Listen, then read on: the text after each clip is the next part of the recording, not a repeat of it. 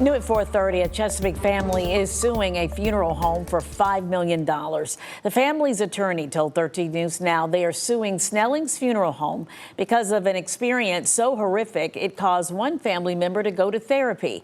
And we want to warn you, some of these details may disturb some viewers. Emily Harrison has a closer look at the lawsuit. And Emily, this is following the funeral of a 24-year-old man. It does indeed. Torian Williams died unexpectedly in a car crash in May 2022. His mother filed the lawsuit, says she hired Snellings Funeral Home to prepare her son's body for a funeral. But on that day when they laid him to rest, his family says they made a grotesque discovery.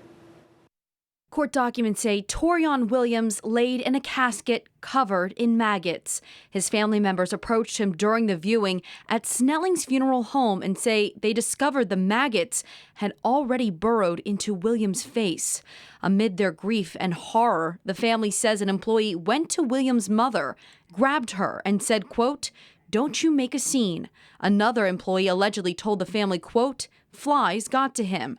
Now Williams' family is suing not only for the $3,000 they paid for the funeral services, which included caring for the body, but also for extreme emotional distress.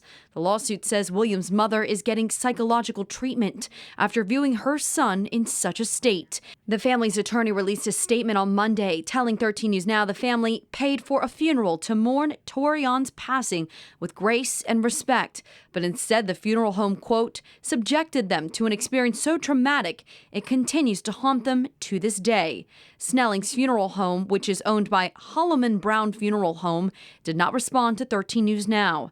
The family is suing for $5 million for their pain and suffering and breach of contract.